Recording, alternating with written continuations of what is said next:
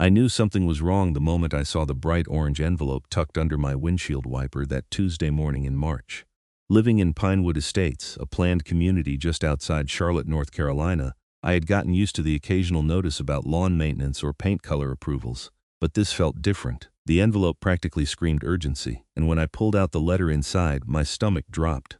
"Dear Mr. Yates," it began in crisp, formal language that made my blood pressure spike. "It has come to the attention of the Pinewood Estates Homeowners Association that you have installed an unauthorized antenna structure on your property located at 847 Maple Ridge Drive. This installation is in direct violation of Section 7.3 of the Community Covenants, which explicitly prohibits exterior modifications without prior written approval from the Architectural Review Committee. You are hereby required to remove said antenna within 72 hours of receipt of this notice, or face daily fines of $100 until compliance is achieved." The letter was signed by none other than Brenda Carmichael, the HOA president and the woman who had made it her personal mission to ensure that every blade of grass in our neighborhood was exactly 2.5 inches tall. I had dealt with Brenda before over minor issues, like the time she insisted my mailbox was 3 shades too dark according to the approved color palette, but this was different. This was about something I actually needed, not just aesthetic preferences. The antenna in question was a modest amateur radio antenna I had installed on my roof the previous weekend. I had been a licensed ham radio operator for 15 years, call sign KN4YMR, and had recently moved to Pinewood Estates after my divorce. My previous house had been in a rural area where I could set up whatever antennas I wanted, but this new place had seemed like a reasonable compromise between modern amenities and my hobby. The antenna itself was not particularly large, just a vertical HF antenna about 20 feet tall, painted to blend with the roof tiles. I had specifically chosen a design that would be as unobtrusive as possible. I crumpled the letter in my hand and walked back into my house, my coffee forgotten in the car. My home office was cluttered with radio equipment, maps of signal propagation patterns, and certificates from various amateur radio contests I had participated in over the years. Ham radio was not just a hobby for me. It was how I had maintained my sanity during the divorce, how I had made friends across the country and around the world, and how I provided emergency communication support during disasters. Just last year, I had been part of a network that helped coordinate rescue efforts during Hurricane Helena when all other communications went down along the coast. I sat down at my desk and pulled up the HOA covenants on my computer. Section 7.3 did indeed mention exterior modifications, but as I read through it carefully, I noticed something interesting. The covenant was written in 1998, long before certain federal regulations had been clarified and strengthened. I opened another browser tab and searched for FCC regulations regarding amateur radio antennas. What I found made me smile for the first time that morning. PRB1, the limited preemption regarding amateur radio facilities, had been on the books since 1985. More importantly, it had been strengthened and clarified over the years. The FCC had consistently ruled that while HOAs could impose reasonable regulations on antenna installations, they could not prevent amateur radio operators from installing effective antennas. The key word was effective. An antenna had to be able to actually function for its intended purpose, and the FCC had repeatedly struck down HOA rules that essentially banned all practical antennas. But beyond PRB1, there was something even more relevant. In 1996, Congress had passed the Telecommunications Act, and Section 207 of that act, which the FCC implemented through what was known as the Over-the-Air Reception Devices Rule, or OTARD, had been expanded over the years. While OTARD originally covered satellite dishes and TV antennas, the FCC had issued rulings clarifying that amateur radio antennas also fell under similar protections, particularly when it came to unreasonable restrictions. I spent the next several hours reading through FCC rulings, legal precedents, and stories from other ham radio operators who had fought similar battles with their HOAs. The pattern was clear. HOAs that tried to completely ban amateur radio antennas almost always lost when challenged, often spectacularly. The FCC did not mess around when it came to protecting licensed radio operators' ability to communicate. By late afternoon, I had drafted a response letter to the HOA. I kept it professional but firm, citing the relevant FCC regulations and federal law. I explained that as a federally licensed amateur radio operator, I had the right to install an effective antenna, and that the FCC's rules preempted local covenants that would prevent such installation. I offered to work with the HOA on reasonable accommodations regarding placement and appearance, but made it clear I would not simply remove the antenna. I hand-delivered the letter to the HOA office the next morning, a small suite in the community clubhouse where Brenda held court 3 days a week. The office was decorated exactly as I would have expected. Everything in shades of beige and cream, motivational posters about community pride, and a massive corkboard covered with notices about upcoming events and rule violations. Brenda was sitting behind her desk when I walked in, her blonde hair styled in that particular way that seemed to require industrial strength hairspray, wearing a blazer that probably cost more than my entire radio setup. She looked up at me with the expression of someone who had just discovered a bug in their salad. "Mr. Yates," she said, her voice dripping with false politeness. "I assume you are here to confirm that you will be removing that eyesore from your roof." "Actually, Brenda, I am here to provide you with some information about federal communications law," I replied, handing her my letter.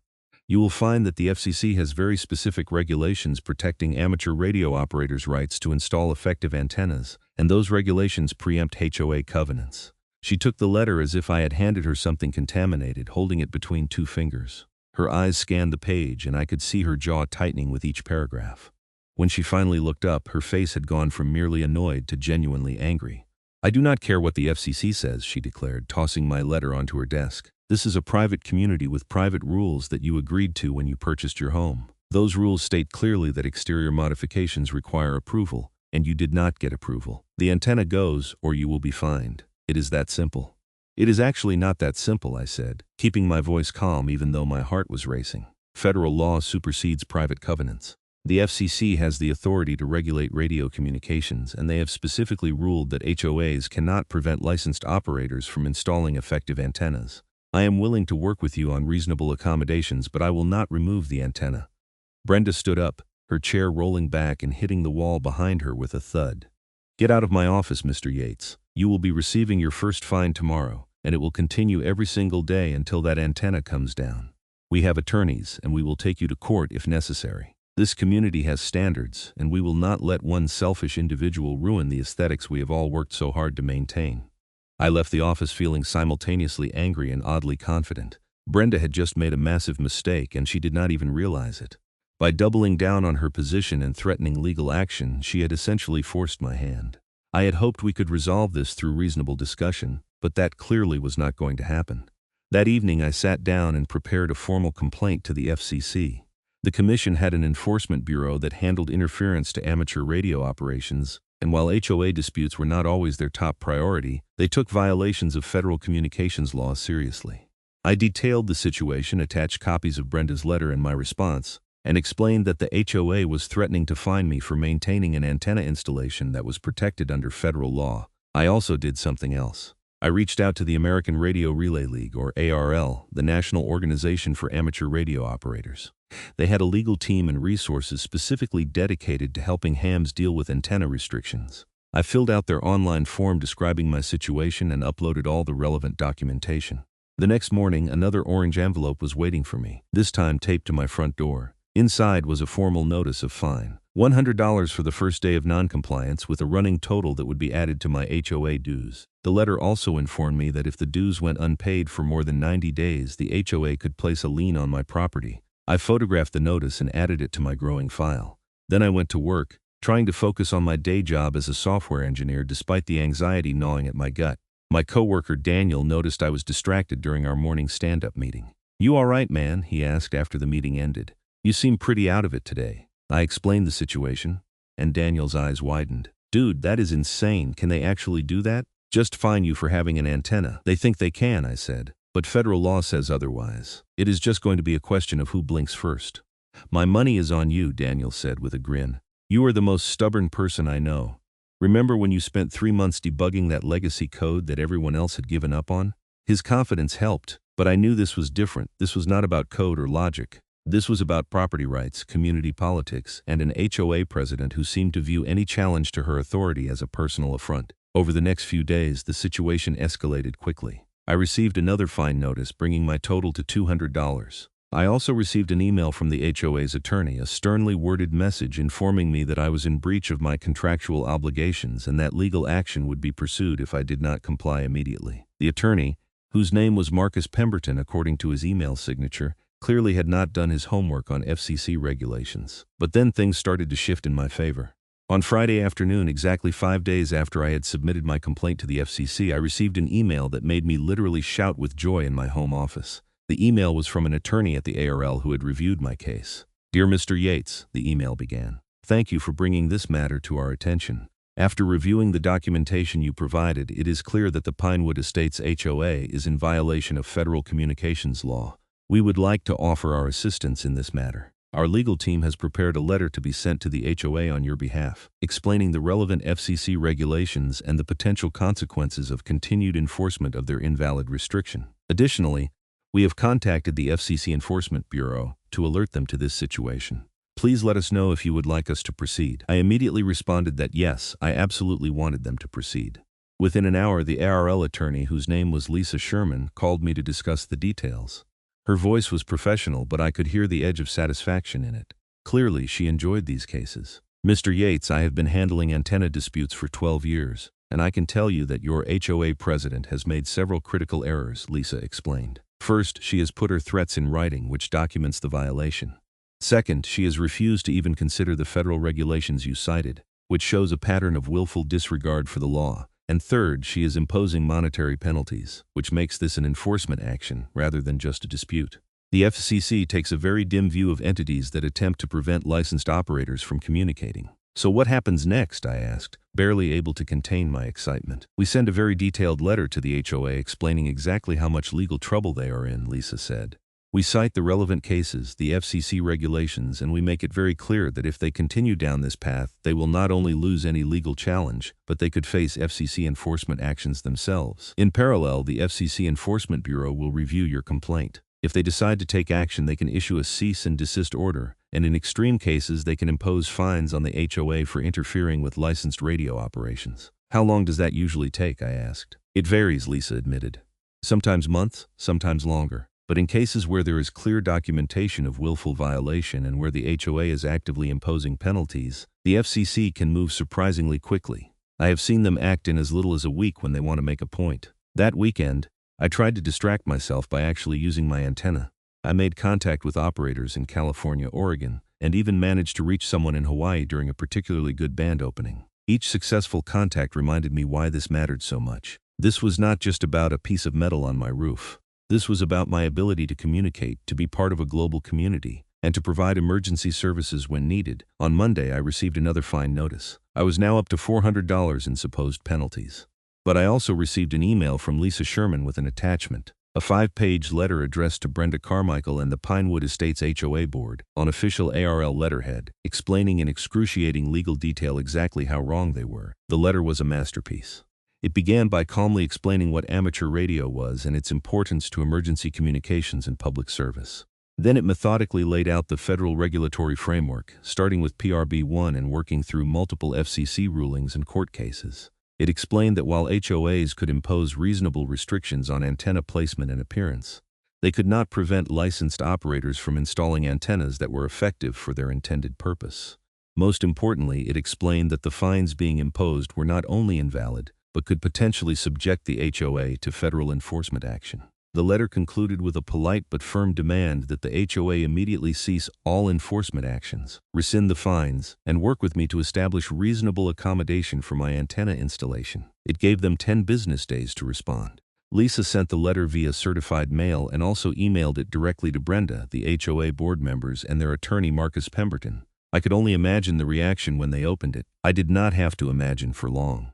The next evening, I was cooking dinner when my doorbell rang. I opened it to find Brenda standing on my porch, her face flushed and her hands clenched at her sides. "You actually got a lawyer involved?" she said, her voice shaking with anger. "Over an antenna? Do you have any idea what you have done? You have made this entire situation so much worse for yourself." "Brenda, I tried to resolve this reasonably," I said calmly. "I gave you information about the federal regulations. I offered to work with you on accommodations. You responded by fining me and threatening legal action. What did you expect me to do?" "I expected you to be a team player and follow the rules like everyone else in this community," she shot back. "Do you think you are special? Do you think the rules do not apply to you?" "I think federal law applies to everyone, including HOAs," I replied. "Look, I do not want to be in a fight with you or the association. I just want to use my antenna. That is all I have ever wanted. If you had been willing to discuss reasonable accommodations instead of demanding complete removal, we could have avoided all of this." "There is no accommodation for an eyesore," Brenda said. "That antenna is ugly, it lowers property values, and it needs to go. I do not care what some lawyer from some radio club says. We have our own attorneys, and they assure us we are well within our rights. Then your attorneys have not done their research, I said, feeling my own anger starting to rise. Federal communications law is very clear on this. You are going to lose, Brenda. The only question is how much it is going to cost the HOA before you admit that. She turned and stalked away without another word, and I closed the door feeling exhausted. This was becoming far more stressful than I had anticipated. I had thought that once I showed them the federal regulations, they would back down.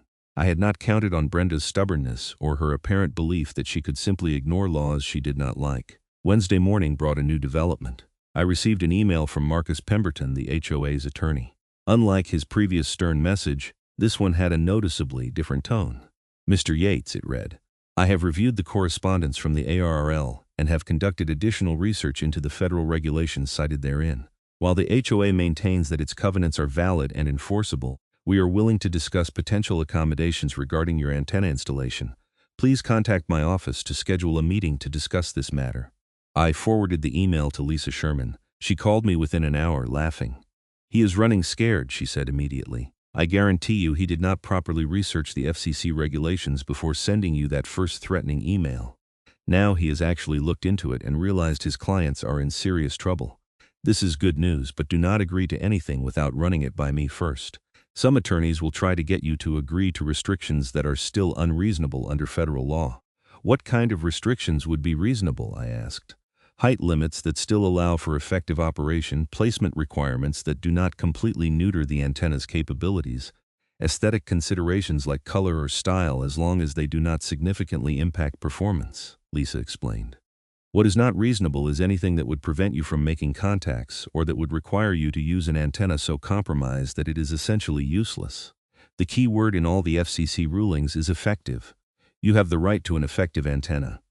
I scheduled a meeting with Marcus for the following Monday, giving Lisa time to coordinate her schedule so she could join via phone. But before that meeting could happen, everything changed. Friday afternoon, exactly 1 week after I had filed my complaint, I received an email from the FCC Enforcement Bureau. My hands were shaking as I opened it. The email was brief but powerful.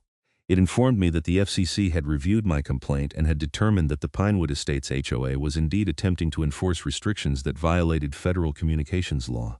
As a result, the FCC was issuing a cease and desist letter to the HOA, ordering them to immediately stop all enforcement actions related to my antenna and to refrain from imposing any restrictions that would prevent me from installing and operating an effective amateur radio station. Attached to the email was a copy of the cease and desist letter that had been sent to Brenda Carmichael, the HOA board, and Marcus Pemberton. The letter was devastating in its directness. It explained that the FCC had exclusive jurisdiction over radio communications and that HOAs could not enforce restrictions that conflicted with federal law. It cited specific sections of the Communications Act and the Code of Federal Regulations. Most importantly, it warned that continued attempts to enforce the invalid restrictions could result in fines against the HOA and its officers of up to $10,000 per violation per day. I read the letter 3 times, then printed it out and read it again. The FCC had actually done it. They had stepped in and told the HOA to back off in the strongest possible terms. Lisa Sherman had said it could happen quickly, but I had not really believed it until that moment. I immediately called Lisa to share the news. She was ecstatic. "This is perfect," she said. "The FCC rarely moves this fast, which tells you how clear-cut your case was. They basically reviewed the documentation, saw that the HOA was blatantly violating federal law, and decided to make an example of them. Your HOA is going to have to completely back down now. No attorney in their right mind would advise them to continue fighting after receiving a cease and desist from the FCC. That evening, I decided to celebrate by going out to dinner at a local steakhouse. I invited Daniel and a few other friends, and we had a great time as I explained the whole saga. Daniel kept shaking his head in disbelief. "I still cannot believe they actually tried to fight federal law," he said. "Like, what did they think was going to happen?" I think Brenda genuinely believed that because the HOA covenants were a private contract, they could override everything else, I explained. She did not understand that certain federal regulations preempt local rules, no matter how they are structured. It is the supremacy clause of the Constitution in action. When I got home that night, there was an envelope taped to my door. Not an orange one this time, but a plain white business envelope. Inside was a short letter from Marcus Pemberton, informing me that the HOA was immediately withdrawing all fines and enforcement actions related to my antenna installation. The letter also stated that the HOA would be revising its covenants to comply with federal communications law and would be establishing a formal process for reviewing amateur radio antenna installations to ensure they met reasonable aesthetic standards while not impeding effective operation. It was as close to an apology as I was going to get, and frankly it was enough. I had won. The antenna could stay, the fines were gone, and the HOA had been put firmly in its place. The following Monday I had the scheduled meeting with Marcus anyway, this time in person at his office in downtown Charlotte. Lisa Sherman joined via speakerphone. The meeting was cordial and professional, a stark contrast to the hostility of previous weeks. Marcus explained that the HOA board had met in emergency session over the weekend and had voted to not only withdraw all actions against me but also to apologize for the manner in which the situation had been handled. To be frank, Mr. Yates, I did not do proper due diligence when the HOA first contacted me about your antenna, Marcus admitted. I should have researched the FCC regulations before sending you that initial letter. I gave the board bad advice and I take responsibility for that. Going forward, we want to establish a policy that protects the HOA's legitimate interest in maintaining community aesthetics while respecting the rights of amateur radio operators under federal law. We spent the next hour working out a framework for that policy. It would include reasonable restrictions on antenna height based on lot size and surrounding structures, color requirements to help antennas blend with roof lines, and a streamlined approval process that could not be used to effectively prohibit installations. Lisa reviewed each proposed restriction and confirmed it was consistent with FCC guidelines. By the end of the meeting, we had something that everyone could live with. I want to thank you for being willing to work with us on this, Marcus said as we wrapped up. You could have pushed for sanctions or penalties against the HOA, but instead you are being reasonable and constructive. That is appreciated. I never wanted to fight, I told him honestly. I just wanted to use my antenna. If Brenda had been willing to have this conversation 2 weeks ago, we could have avoided all of this drama. Speaking of Brenda, I did not see or hear from her for several weeks after the FCC's cease and desist. I later learned through neighborhood gossip that she had taken a leave of absence from her HOA duties, citing health issues. Whether that was genuine or whether the board had quietly pushed her aside after the embarrassment of the FCC action, I never knew for certain. The next HOA board meeting was interesting, to say the least. It was held in the community clubhouse on a Wednesday evening, and I made a point of attending. About 40 residents showed up, which was apparently a much larger turnout than usual. Word had spread through the neighborhood about the antenna dispute and the FCC involvement, and people were curious. The board president pro tempore, a soft-spoken retired engineer named Harold Kim, opened the meeting by addressing the elephant in the room. I know many of you have heard about the recent issue regarding amateur radio antennas, Harold began. I want to assure everyone that the board has taken this matter very seriously.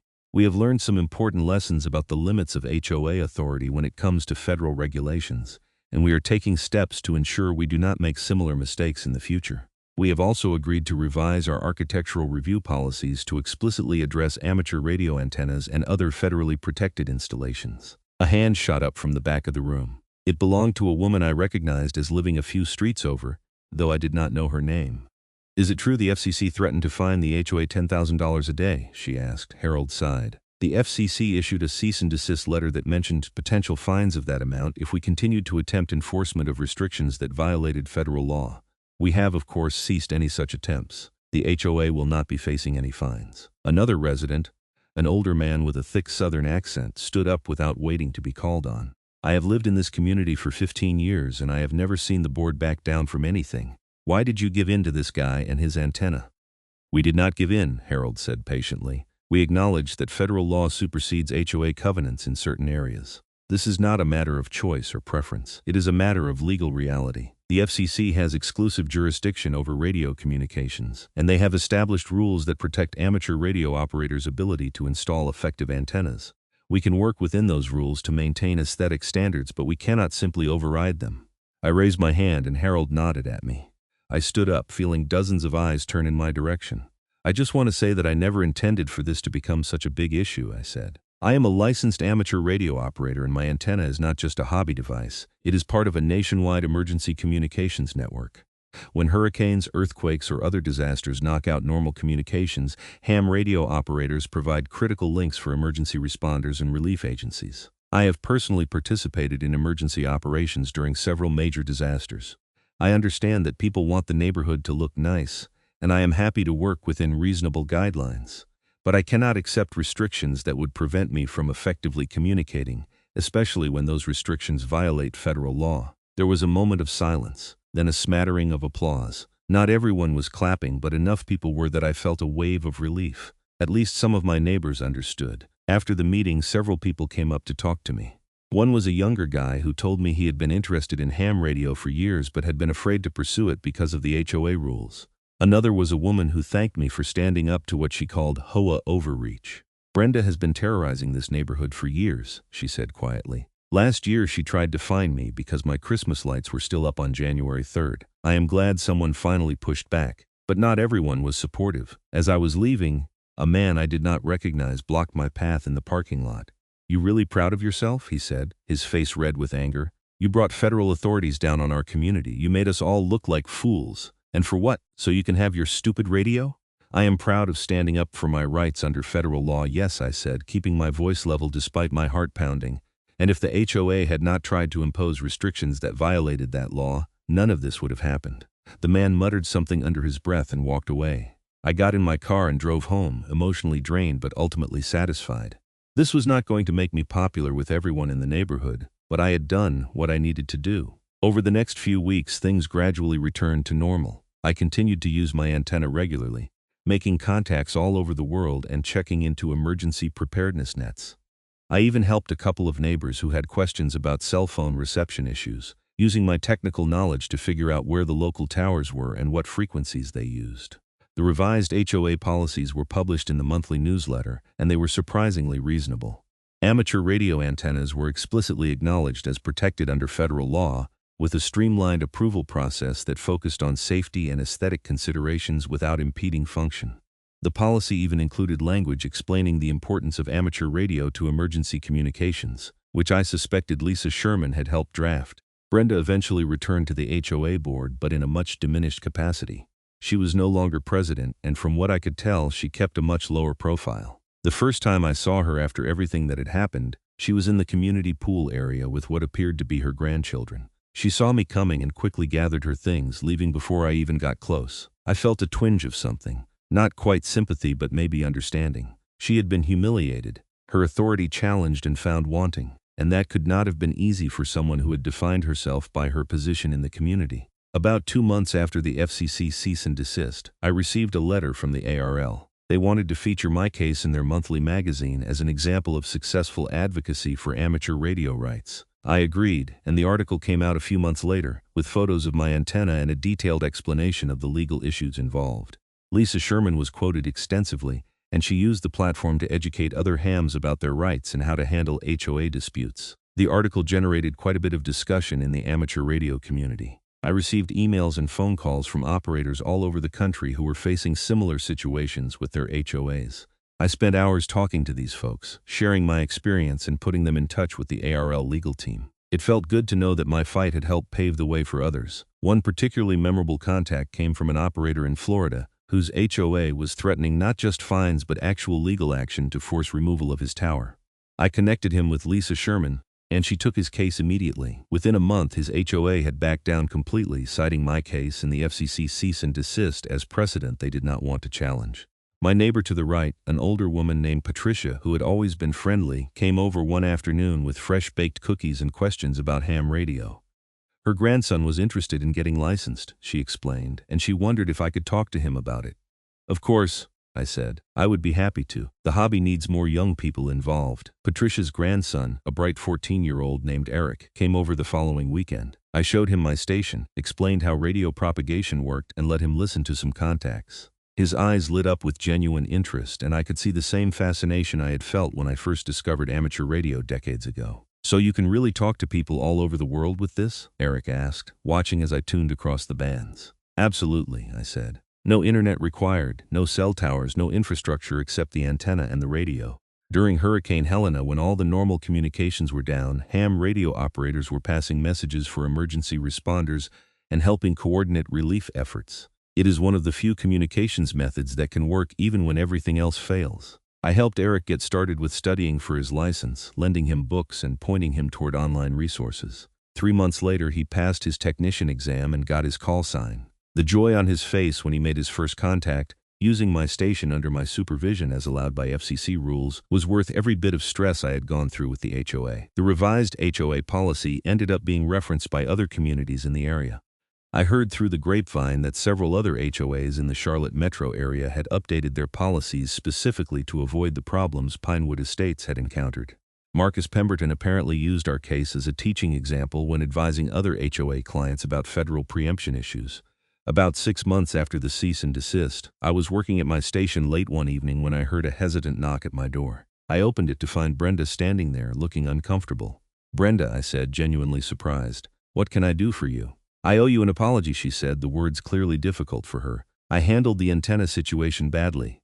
I was so focused on enforcing the rules as I understood them that I did not stop to consider whether those rules were even valid. I made assumptions, I refused to listen, and I ended up costing the HOA legal fees and embarrassment. So I am sorry. You were right and I was wrong." I stood there for a moment, processing this unexpected development. The Brenda I had dealt with weeks ago would never have admitted fault. "I appreciate that," I finally said. I know that could not have been easy to say. For what it is worth, I never wanted to be at war with the HOA. I just wanted to use my antenna. "I understand that now," Brenda said. "I have actually been learning about ham radio since all this happened. Did you know that amateur radio operators provided the only communications out of New York after 9/11, at least for the first several hours?" "I did know that," I said. "I was not involved personally, but I know operators who were. It is a good example of why this matters." We talked for a few more minutes, a strangely civil conversation after all the hostility. As she was leaving, Brenda turned back. "The board is planning to install a memorial plaque at the community center honoring residents who provide public service," she said. "I would like to nominate you for your emergency communications work. Would that be all right?" "That would be fine," I said, touched by the gesture. "Thank you." The plaque went up a month later, a small brass plate recognizing several residents for various forms of community service. Mine mentioned my amateur radio license and my participation in emergency communications networks. It was a small thing, but it felt like a final resolution to the conflict, a recognition that what I was doing had value beyond just personal hobby. The next major test of my antenna system came about 8 months after the HOA dispute ended. A severe ice storm hit the Charlotte area, knocking out power to hundreds of thousands of homes and bringing down cell towers across the region. With no electricity and no phone service, many residents were completely cut off from communication. But I had prepared for exactly this scenario. My radio station had battery backup and solar panels, and my antenna worked perfectly. I set up shop in my home office, bundled in a winter coat because the heat was out, and started passing emergency traffic. Over the course of 3 days, I relayed dozens of messages. A woman needed to let her daughter know she was safe. A man needed to contact his elderly mother to make sure she had evacuated to a warming shelter. A family needed to report a medical emergency because 911 was not working. I passed all of these messages through the amateur radio emergency network, and other operators in areas with working infrastructure made phone calls and sent emails on behalf of the people I was helping. Several of my Pinewood Estates neighbors came to my door during those 3 days, asking if I could help them contact loved ones. Word had spread that I had working communications, and suddenly the antenna that Brenda had called an eyesore was the neighborhood's lifeline to the outside world. On the 3rd day, as power started to be restored, Patricia brought over a group of neighbors who wanted to thank me personally. There were about a dozen people, some of whom I barely knew, all expressing gratitude for the help I had provided. "I have lived here for 20 years and I have never seen neighbors come together like this," Patricia said. "You have really shown us the value of what you do." After everyone left, I sat at my radio and felt a deep sense of satisfaction. This was why I had fought so hard to keep my antenna. Not for pride or stubbornness, but because I knew that someday it would matter, that someday people would need what amateur radio could provide. The ice storm experience changed opinions throughout the community. At the next HOA meeting, Harold Kim specifically mentioned the emergency communication support I had provided, and the room erupted in applause. Even residents who had been skeptical or hostile about the antenna seemed to understand its value now. "What Mr. Yates demonstrated during the recent emergency is exactly why federal law protects amateur radio antennas," Harold said. "These are not just hobby devices, they are critical emergency infrastructure that works when nothing else does. The board wants to formally thank Mr. Yates for his service to our community." I stood and acknowledged the thanks, feeling both proud and a little embarrassed by the attention. But it felt like vindication, proof that the fight had been worth it. In the months that followed, 3 more residents of Pinewood Estates got their amateur radio licenses. Eric, Patricia's grandson, was the first, but he was followed by a retired police officer, a high school science teacher, and surprisingly Harold Kim himself. We formed an informal club, meeting once a month to talk about radio topics and coordinate emergency preparedness efforts. The HOA even allocated a small budget for emergency communications equipment to be housed at the community center, including a radio, antenna, and battery backup. Harold and I worked together to set it up and train several residents on basic operation. Pinewood Estates was becoming a model for how HOAs and amateur radio operators could work together instead of being adversaries. About a year after the original dispute, I received an invitation to speak at a regional HOA conference in Charlotte about working with amateur radio operators. I was nervous about public speaking, but Lisa Sherman encouraged me to accept. "This is a chance to educate people and prevent future conflicts," she said. "Your experience can help other hams avoid going through what you went through." I accepted the invitation and spent weeks preparing my presentation. I covered the basics of amateur radio, the federal legal framework protecting antenna installations, the emergency communications role hams play, and practical tips for HOAs on how to establish reasonable policies. I used my own case as the primary example, walking through what went wrong and how it could have been handled better. The presentation was well received, and afterward I had dozens of HOA board members and property managers come up with questions. Many of them admitted they had no idea amateur radio operators had federal protections, and several said they were going to review and revise their own policies. One woman, who introduced herself as an HOA president from a community in Raleigh, was particularly interested. "We have an amateur radio operator in our community who has been asking for approval to install an antenna for months," she said. "We have been putting him off because we were not sure how to handle it. After hearing your presentation, I realize we need to approve his installation and work with him on reasonable accommodations. Thank you for opening my eyes." That conversation, more than anything else, made me feel like the struggle had been worthwhile. If my experience could help even one other ham avoid a fight with their HOA, then all the stress and anger had served a purpose. 2 years after the cease and desist letter, life in Pinewood Estates had reached a comfortable equilibrium. My antenna was an accepted part of the neighborhood landscape, occasionally commented on by new residents but generally unremarkable to everyone else. The emergency communications group I had helped form was thriving. With 8 licensed operators now and several more studying for their exams, Brenda had quietly moved away about 6 months prior, selling her house and relocating to be closer to her grandchildren in Tennessee. I heard through Patricia that the HOA fight had been part of a larger pattern of stress in Brenda's life, including health issues and family problems. I felt sympathy for her despite our conflict. She had been difficult and wrong, but she had also been a person dealing with her own struggles. The HOA board had evolved too. Harold Kim remained involved, but the board now included several younger residents who brought fresh perspectives. The emphasis had shifted from rigid rule enforcement to community building and practical problem solving. The new president was a woman named Michelle Torres, a pharmaceutical executive who had a much more collaborative leadership style than Brenda. Michelle actually came to one of our amateur radio club meetings to learn more about what we did.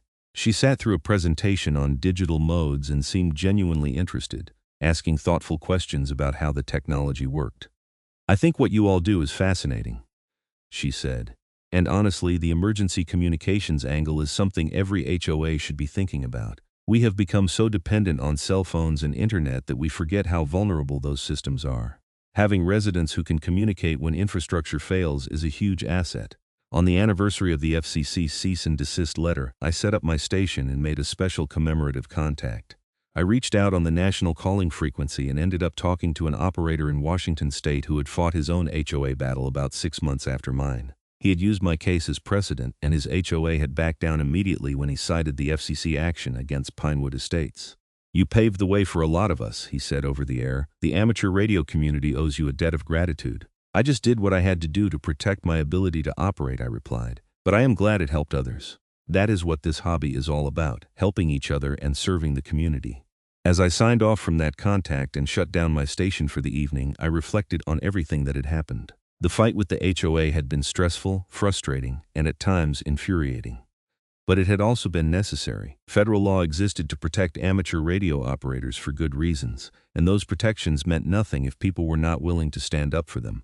I had learned a lot through the experience. I had learned about FCC regulations I had only vaguely understood before. I had learned that federal preemption was a powerful tool when used correctly. I had learned that organizations like the ARRL existed specifically to help hams in situations like mine, and that I was not alone in facing HOA disputes.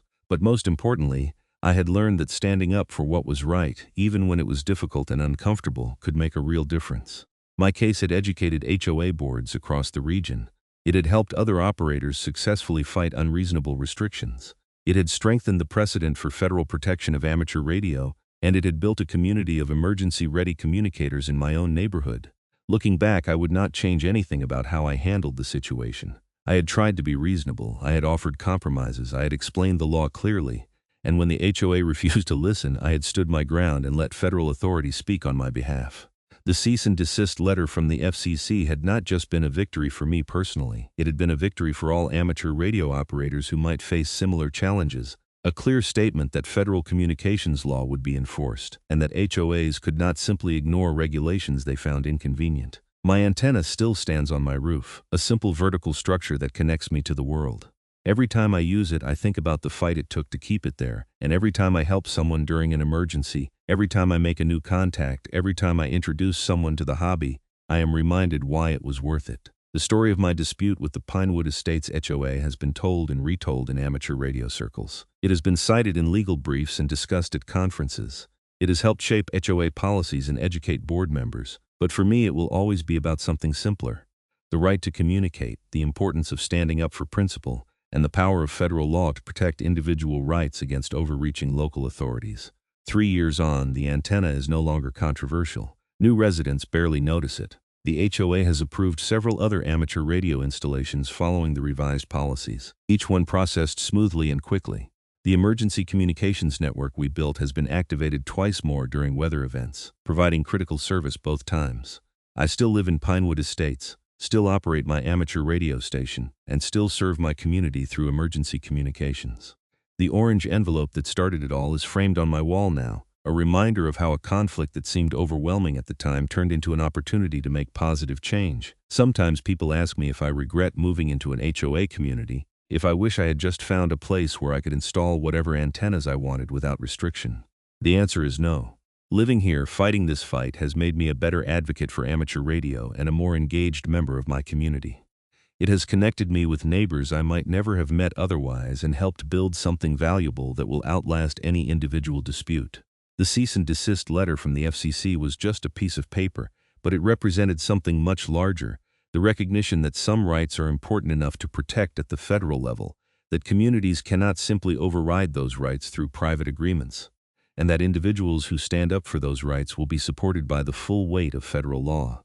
That lesson remains relevant not just for amateur radio but for any situation where local rules conflict with fundamental protections. As I sit at my radio station today, making contacts around the world through the antenna that caused so much controversy, I am grateful for the whole experience. The fight was hard, but it was necessary.